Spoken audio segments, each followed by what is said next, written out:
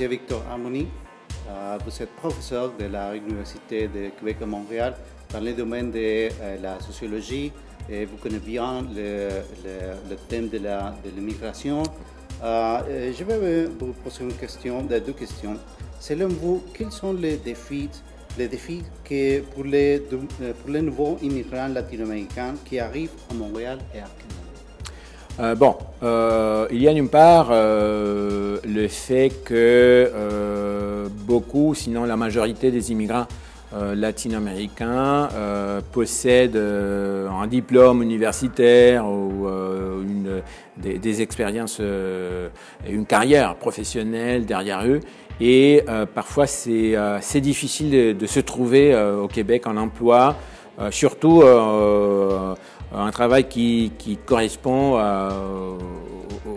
aux compétences, soit parce qu'on a fait des études universitaires ou parce qu'on a déjà occupé des postes d'une certaine responsabilité. Et en arrivant au Québec, on va trouver que, soit il faut commencer un peu en bas de l'échelle, peut-être avec un salaire moins élevé, mais aussi un problème parfois plus grave, le fait de ne pas arriver à trouver ce premier emploi, même si on est prêt à travailler à peu près de n'importe quoi, mais parfois même ça, c'est difficile à obtenir. Parfois c'est une question, la barrière linguistique, ça peut jouer un rôle. Voilà, je pense qu'il y a un défi majeur au niveau de l'accès à l'emploi, sinon parce que la dimension en plus socio-culturelle, c'est moins compliqué.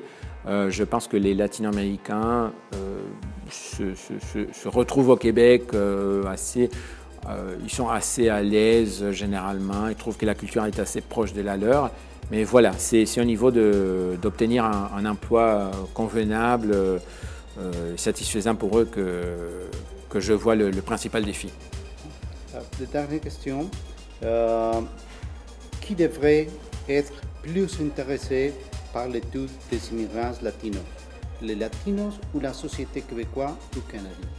Ouais, c'est une bonne question. Je pense que, évidemment, les latino-américains, comme tout groupe minoritaire ou issu de l'immigration, ont intérêt à se connaître et aussi à se faire connaître.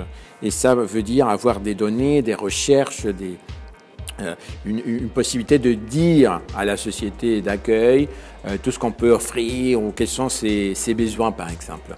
En même temps, je pense que la société d'accueil, le Québec en particulier, a aussi besoin de se donner des outils pour mieux accueillir les immigrants, surtout au niveau de l'accès à l'emploi, mais aussi au logement, à la santé, à la politique aussi, à la participation civique.